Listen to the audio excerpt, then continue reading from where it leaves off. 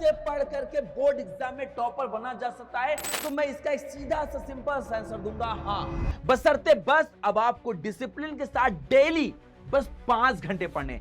इस 5 घंटे को अगर तुमने सही तरीके से यूटिलाइज कर लिया केवल एग्जाम टाइम तक, मैं प्रॉमिस करता हूं तुम बोर्ड एग्जाम में 95% से एबव मार्क्स लाओगे। जब कोई कॉन्सेप्ट पढ़ो उससे रिलेटेड उसको एनसीईआरटी में पढ़ो, पीवाईक्यू सॉल्व करो, और सबसे इंपॉर्टेंट आपको इस चीज से दूर रहना, मोबाइल।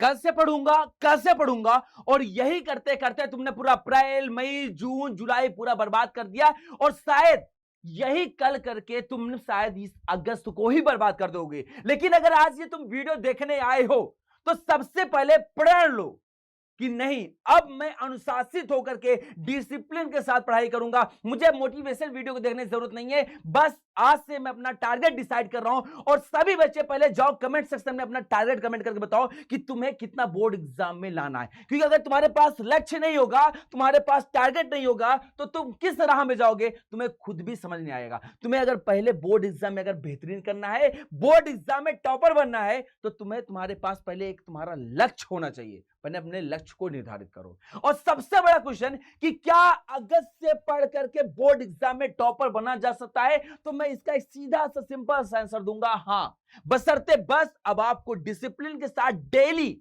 बस 5 घंटे पढ़ने।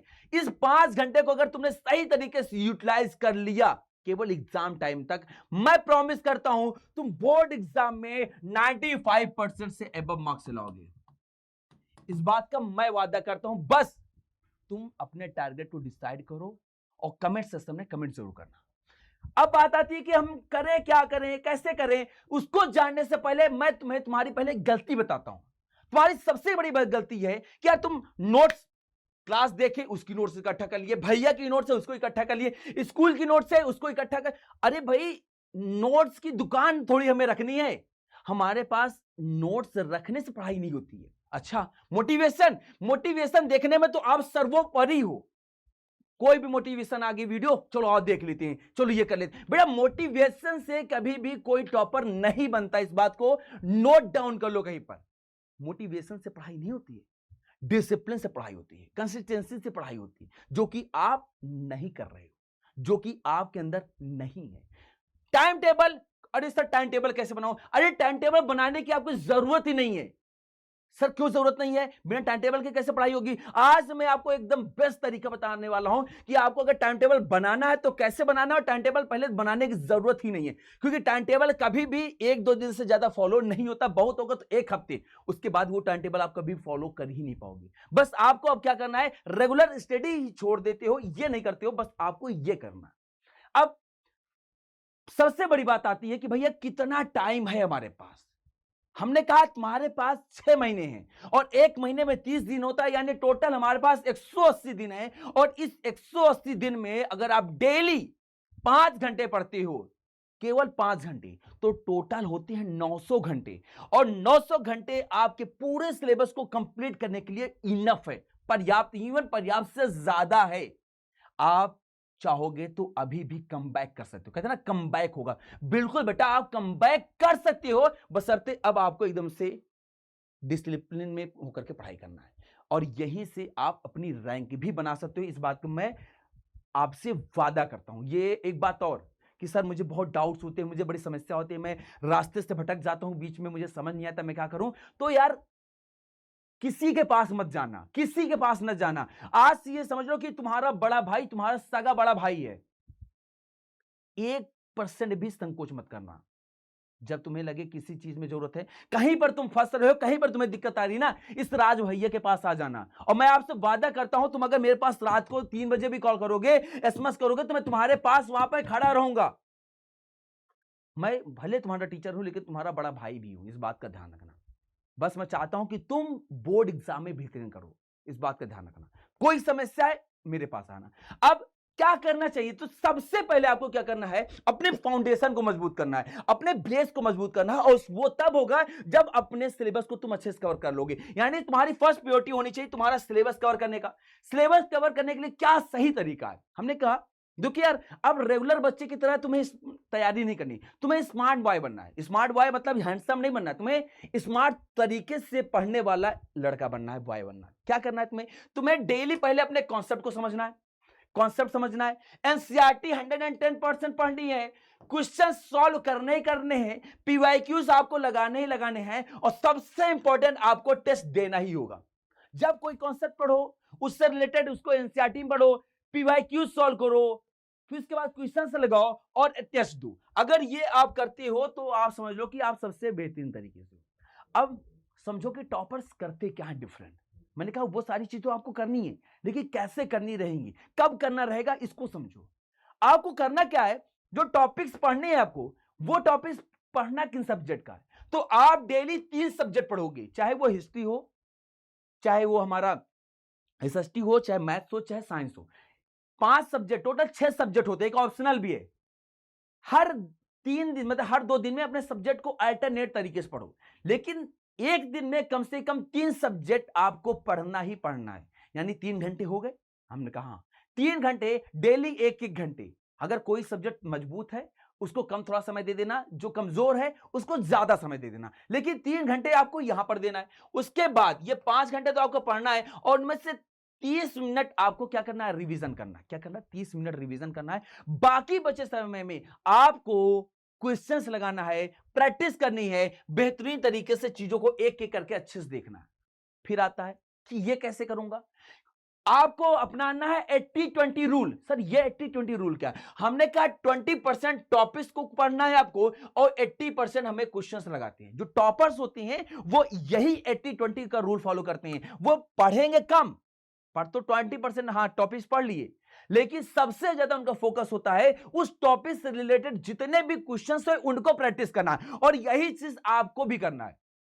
आपकी जो किताब है, क्वेश्चंस बैंक है, अनसॉल्व पेपर है, उनमें जितने भी क्वेश्चंस उस टॉपिक से रिलेटेड हो, सबसे पहले आपको उनको सॉल्व करना है। इस बात को आपको ध्यान रखना है। और सबसे इंपॉर्टेंट, आपको पीवाईक्यूज लगाने ही लगाने, उसको मिस मत करना। उसके बाद आता है वीकली प्लान। क्या है? तो आप जो है मंडे से सैटरडे तक पूरा स्टडी करोगे, साथ ही साथ में क्वेश्चंस की प्रैक्टिस करोगे। बट संडे के दिन, हाँ ये सभी डिसाइड कर लो कि जिस दिन संडे आएगा, संडे के दिन आपने जो भी पूरे 6 दिन पढ़ा है उसका पूरा रिवीजन करोगे, और रिवीजन करने के बाद उसका आप एक फुल टेस्ट दोगे। फुल टेस्ट कैसे दे सकते हो, मैं आपको फिर एक सिंपल तरीका बता दे रहा हूं। आप गूगल जेमिनी में जाना, गूगल जेमिनी में जाने के बाद वहां पर सर्च कर लेना कि भैया मुझे एक टेस्ट क्रिएट करना है, मुझे एक टेस्ट क्रिएट करके दे दो, मुझे रासायनिक अभिक्रिया का टेस्ट देना है, उसका एक टेस्ट क्रिएट करके दे दो। वो पूरा एक टेस्ट क्रिएट करेगा आराम से। 20 क्वेश्चन है, 30 क्वेश्चन, 40 क्वेश्चन, जितना लगाना लगाओ। अब उसमें तुम्हारा कितना गलत है, कितना सही है, सारी चीजें वहां पर आपको सो जाएंगी। कितने मार्क्स आपने प्राप्त किए वो भी आपको पता चल जाएगा। तो इस प्रकार से भी आप टेस्ट दे सकते हो, या फिर आप अनसॉल्व पेपर कोई सॉल्व कर सकती हो। तो आप ये आजकल वो वाला समय चला गया कि हमारे पास टेस्ट कैसे दूं। अरे भैया चैट जीपीटी है, गूगल जेमिनी है, तुरंत पेपर तैयार करो। जितने चैप्टर का चाहिए उतने चैप्टर का पेपर बन जाएगा। और नहीं है तो ऑलरेडी मैं खुद टेस्ट लेता रहता हूं हमारे टेलीग्राम चैनल में और इंस्टाग्राम चैनल में। तो आप वहां पर भी आकर मेरे से बात कर सकते हो, वहां पर भी आपको टेस्ट बराबर मिल जाएगा।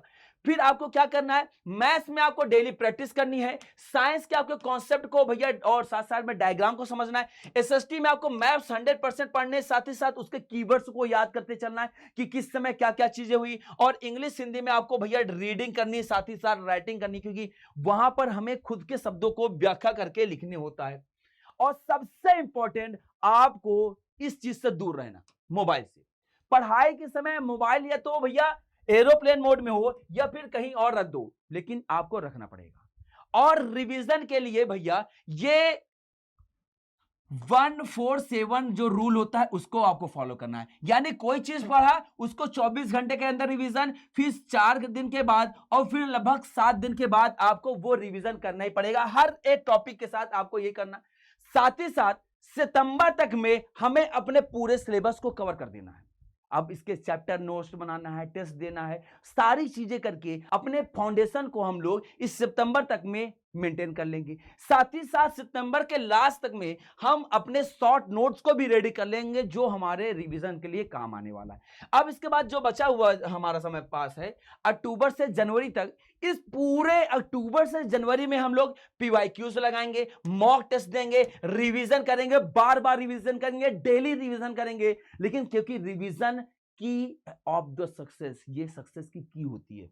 फिर उसके बाद वीक चैप्टर्स पे हम लोग सबसे ज्यादा और ध्यान देंगे कि कहीं ऐसा तो नहीं है, यानी उसको जो वीक सब हमारे जो पॉइंट्स हैं, सब्जेक्ट हैं, उस पे हम और अच्छे से ध्यान देने वाले रहेंगे। इस बात का ध्यान रखना। और भाई सबसे इंपॉर्टेंट, टॉपर कहीं अलग से नहीं आते हैं। बहुत सारे ऐसे बच्चे होते हैं जो शायद अभी नहीं, आज शायद स्टार्ट करेंगे और बोर्ड एग्जाम में टॉपर बन के दिखाएंगे। शायद हो सकता है कि तुम में से कोई ऐसे बच्चे होंगे जो शायद आज ये डिसीजन ले लेंगे और डिसीजन लेने के बाद बोर्ड एग्जाम में टॉपर बन के दिखाएंगे और शायद भी बाद में मेरे पास आकर कहेंगे कि भैया अगस्त में मैंने आपकी वीडियो देखी थी, उस समय मैंने कुछ भी नहीं पढ़ा था, लेकिन आपकी बात को सुन करके, आपकी बात को सहमत होकर के मैंने पढ़ाई शुरू की और आज बोर्ड एग्जाम में 95% लाया। और मैं चाहता हूं कि अगर यहां पर जितने भी बच्चे ये वीडियो देख रहे हैं वो सारे बच्चे ही मुझे ये बात बोले जब बोर्ड एग्जाम का रिजल्ट आ जाए। तो प्यारे बच्चों, पहले अपने टारगेट को कमेंट जरूर करना और तुम्हें कोई समस्या होती है इस बड़े भाई के पास